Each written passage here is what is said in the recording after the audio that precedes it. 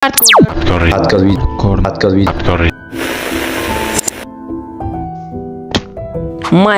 hardcore nima? Minecraft hardcore shunchaki survivaldan farq qilmaydigan ahmoqona rejim. Xo'sh, aniqmi?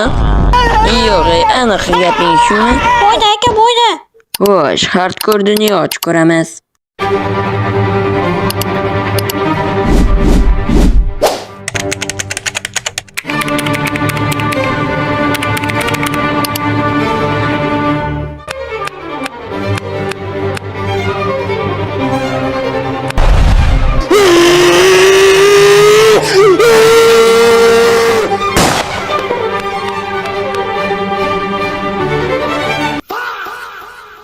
Hardcore'da o'lgan dunyoingizni qaytarsa bo'ladimi?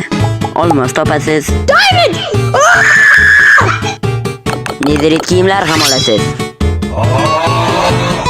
Mis olasiz. Elytra. Bilmasdan o'lib qolasiz. Hardcore dunyoingizda o'lganingizdan keyin siz spektator rejimda bo'lasiz. Hardcore har doim hard rejimda bo'ladi. Hardcore'da moblar oddiy bo'lmaydi, balkim oldingidanda kuchliroq bo'ladi. Hardcore'da o'lganingizdan keyin qaytasiz, spam bo'lmaysiz, dunyoingiz o'chib ketadi. Filza Minecraft tarixidagi eng mashhur hardcore o'yinchilardan biri.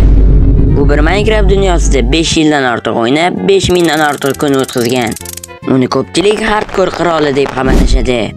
U oxirgi dunyosida baby zombidan o'lgan. Ko'rishingiz mumkin.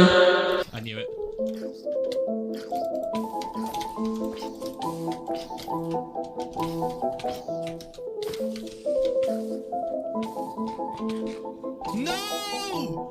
Really? That's how it... Hardcore'dan kreativ o'tishga keladigan bo'lsak,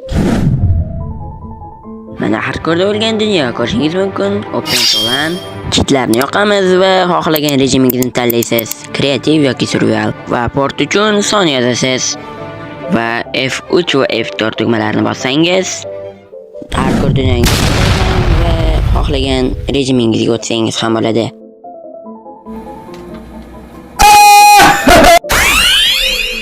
Hardcore Minecraft ya'ni hard rejimda ko'rmas o'rgimchaklar bo'ladi. Minecraft Java Edition'da hard qiyinchiliklarida o'rgimchaklar taxminan 2% ehtimol bilan tabiiy ravishda ko'rinmas holda spam bo'lishi mumkin.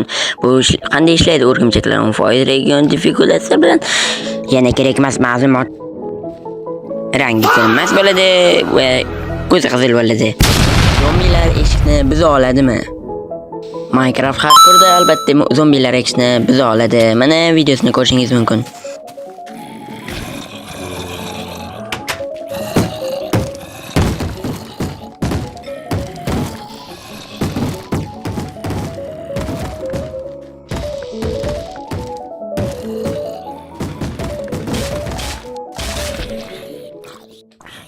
Video yoqgan bo'lsa, like va obuna bosishni unutmang. Bu bizga yangi videolar chiqarish uchun motivatsiya bo'ladi.